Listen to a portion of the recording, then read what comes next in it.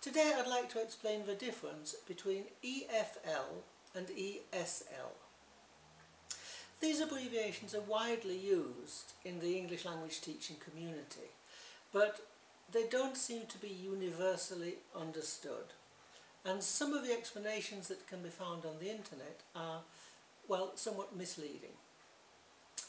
So basically, EFL stands for English as a Foreign Language. ESL stands for English as a Second Language.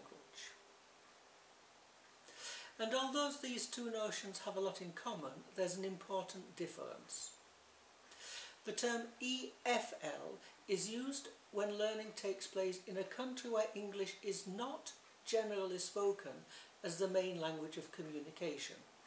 This would generally apply, for example, in China, Japan, the Middle East, and in mainland Europe. The term ESL, English as a Second Language, is used when learning takes place in an English-speaking country such as the United Kingdom, the United States, Australia or Canada, to name just a few. The reason this distinction is important is because it has a considerable impact on the student profile and on the teaching methods that are most appropriate.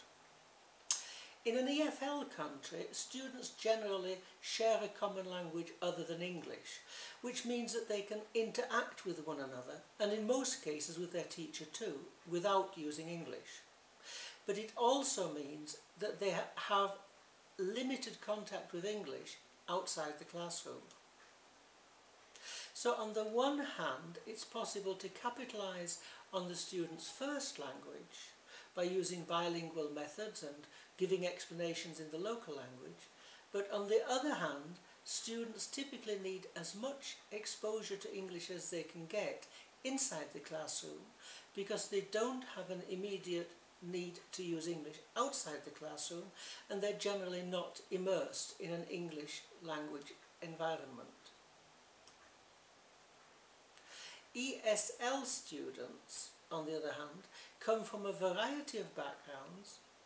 Frequently they do not share a common language in the classroom, other than English, and they have an immediate need, or an opportunity if you prefer, to use and practice English outside the classroom.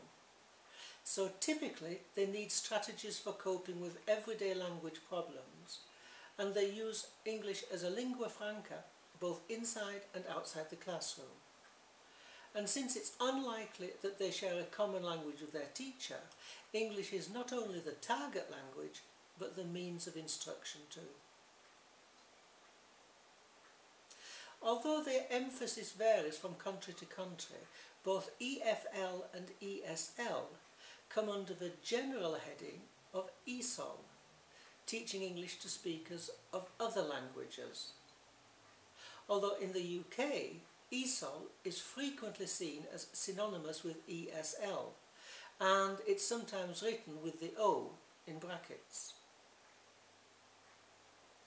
Finally, if we're talking about teaching rather than learning, we simply add a T in front of the acronyms and abbreviations, and we refer to TEFL, teaching English as a foreign language, TESOL, teaching English as a second language, and TESOL, teaching English to speakers of other languages.